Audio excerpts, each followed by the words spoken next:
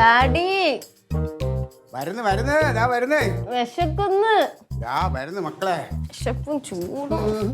ഒരു പുട്ട് മാത്രം ഞാൻ തിന്നാതെ സൂക്ഷിക്കാം, ഒടുവിൽ നിന്റെ അമ്മ എത്തുമ്പോൾ വിളമ്പി കൊടുക്കാൻ. പുട്ടിന് 8 ഗുണം, ആറിയാൽ 6 ഗുണം. കേട്ടിട്ടുണ്ടോ? എടീ, പുട്ട് ചൂടോടെ കഴിച്ചാൽ അതിന്റെ 8 ഗുണവും നമുക്ക് കിട്ടും, തണുത്ത് പോയാൽ അതിന്റെ 6 ഗുണേ കിട്ടുള്ളൂ. അതാണ് പുട്ട് 8 ഗുണം, ആറിയാൽ 6 ഗുണം. ചൂടോടെ കഴിച്ചാൽ 8 ഗുണവും കിട്ടും. പെട്ടെന്ന് ഡെയിലി കഴിക്കുന്ന വർഷങ്ങളായിട്ട് അമ്മ ഉള്ളപ്പോഴും പുട്ട് താടിയും പുട്ട്, അപ്പൊ ദോഷം വല്ലതും കഴിച്ചോണ്ടിരിക്കാന്ന് വിചാരിച്ചപ്പോ ഇതൊരുമാതിരി ജയില് പോലെ ഡെയിലി ഗോതമ്പ്. ജയിലിൽ പ്രതികൾക്ക് ഗോതമ്പിലെ സാധനങ്ങൾ കൊടുക്കണം എന്താണെന്നറിയാമോ? ഇല്ല.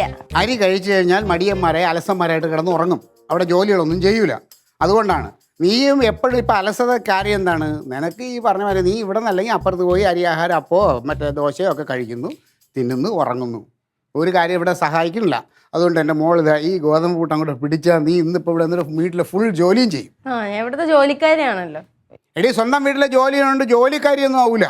എടാ, നിന്റെ തള്ള നിന്നെ വളർത്തി പാഴാക്കി എടുത്ത് കഴിക്ക്, വേണോന്ന് പറഞ്ഞ് കഴിക്കും മക്കളെ. വേണോന്ന് പറഞ്ഞാൽ എങ്ങനെയാണ്? നല്ലതാ ഗ്രീൻ പീസ് കറി. ഇതാ ഡാഡി സ്പെഷ്യലായിട്ട് ചേരുവകൾ ചേർത്ത്. ഇനി വേറൊരു കാര്യം അറിയാമോ? അപ്പുക്കുട്ടൻ സാറ് ഡാഡിയെ പാർട്ടിയിലെ മെയിൻ നേതാവാക്കിൻ്റെ കാര്യം എന്നറിയാമോ? പണ്ട് ഞങ്ങൾ ഒരു ഈ മെമ്പർമാരുടെ ഒരു സമ്മേളനം ഉണ്ടായിരുന്നു. അന്ന് ഡാഡി ചിക്കൻ കറി വെച്ചു.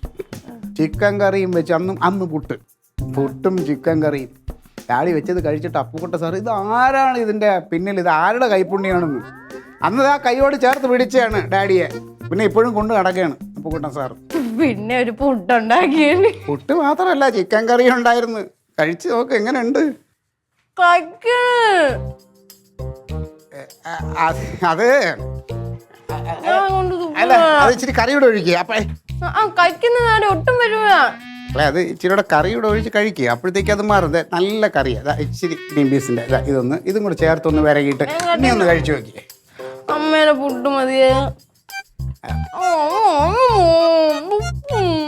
അത് ഇതെന്തറിയാമോ? ഇത് റേഷൻ കടയിൽ നിന്ന് വാങ്ങിച്ച ഗോതമ്പ് മാവാണ്, അതിന്റെ ഇതാണ്. അയ്യോ പറ്റൂല, ഇത് കഴിക്കാൻ പറ്റും, ഒരു ടേസ്റ്റും ഇല്ല. ഒന്ന് കഴിച്ചു നോക്ക്. ഉപ്പൊക്കെ ഇത് മാവിന്റെ പ്രശ്നമാണ്. കഷായം പോലെ ഇരിക്കുന്നു രണ്ടും കൂടെ. ഇനി വേണ്ട.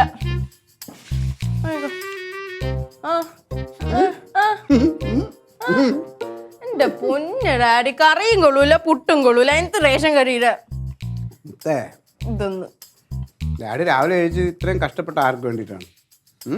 അതല്ല, എന്റെ പൊന്നിന് വേണ്ടിയല്ലേ ഡാഡി ഇത്രയും കഷ്ടപ്പെട്ടത്. ഡാഡി ഇല്ല, വേണ്ടെങ്കിൽ വേണ്ട, കഴിക്കണ്ട.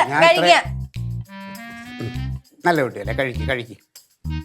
ഡാഡി വാരി തരണോ? വേണ്ട, പക്ഷെ കുറച്ചേ കഴിക്കൂ. ഡാഡി ഉണ്ടാക്കിക്കൊണ്ടാണ് കഴിക്കുന്നത്. സന്തോഷത്തോടെ കഴിക്കൂ. നമ്മൾ ആഹാര സാധനങ്ങൾ സന്തോഷത്തോടെ കഴിക്കുമ്പോഴേ അതിന് രുചി കൂടുള്ളൂ.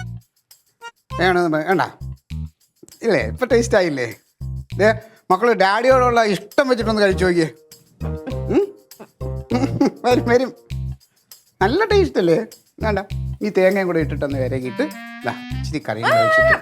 കറി സൂപ്പറല്ലേ? കഴിക്ക്.